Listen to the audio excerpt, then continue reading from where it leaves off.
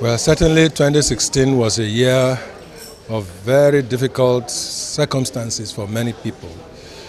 The economy went into recession.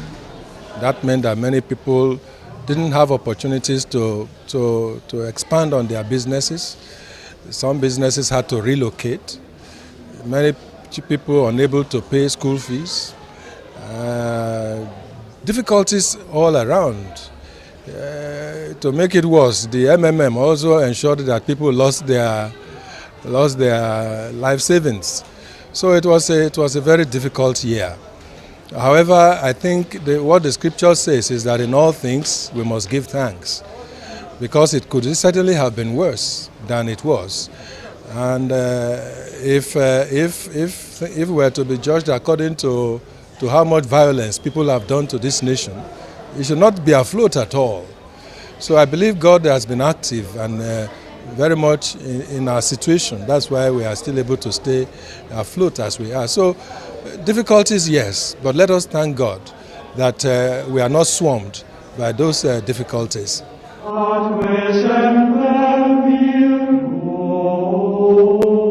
A new year always marks a new beginning, a new hope, new possibilities. And so we come to this year with hope that things will be better than it was last year. I was reading about some economists making predictions that the recession will end and things will be better. That's good news to hear. However, one thing is clear, that unless people begin to feel the impact of this betterment of things, it will be difficult to accept that things are getting really better. So one wants to therefore ask our leaders in government to do something much more than they are doing now, in order to ensure that the economy is revamped. I would believe, for instance, that if government were able to go outside of its own perimeters in order to get counsel from even those who are not within government, and pays attention to what it is that they have to say, I believe that would be in a position to get everybody included in resolution of the problems, at least with the recession. The kidnappers are all around us. I think that is tied to the challenges of unemployment, challenges of recession, and all of those things.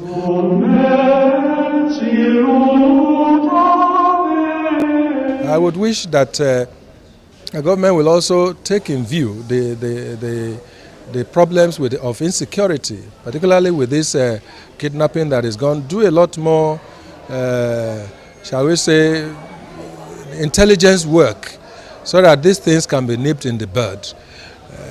Well, of course, we have the problems in the Niger Delta that has been there. I believe that it is necessary for government to enter into dialogue with these persons. Talking about Niger Delta, you also talk about the IPOB. That one is also there, creating its own challenges. Whereas there is a limit to how far we can go with regards to armed resolution of the problems, there is a lot more that can be said with regards to dialogue.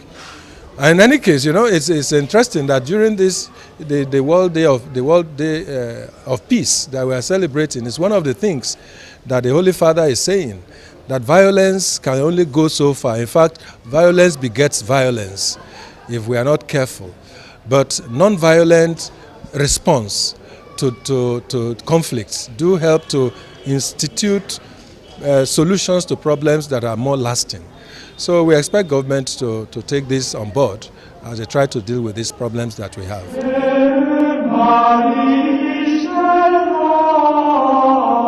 The whole concept of the World Day of Peace is to challenge leaders, political leaders, and leaders in other areas of life, business and others, to work for peace, to seek for peace, and to take decisions that will enhance the establishment of peace in the world.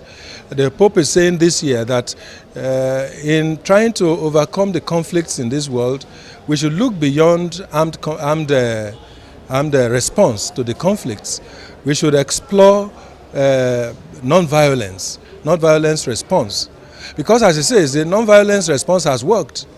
In the first instance, non-violence response is a recipe that is given by Christ himself, telling us if somebody slaps you on one, all those things in the scriptures that portend non-violent response to conflict situations. So it's from Christ, so it's bound to work.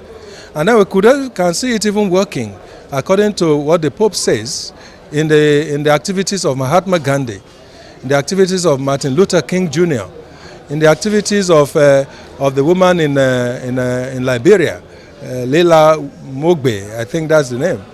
All of these show that non-violent response to conflicts do work, and we should try it a lot more.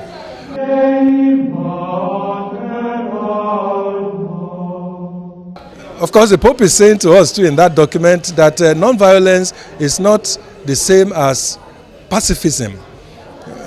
When he says non-violence, it's not saying that you just fold your hands and let everything just run its course. It means making efforts to build peace, making efforts to enter into dialogue, making efforts to try and understand the viewpoint of other people, so that non-violence is really, in many ways, an active measure of building peace without engaging in violence.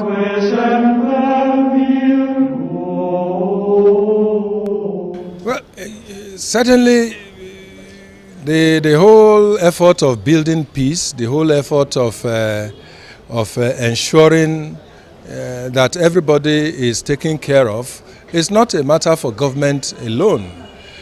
Government can go so far within its own structures, but people live next to one another. They interact among themselves. Individuals have a big role to play in the whole effort of building peace.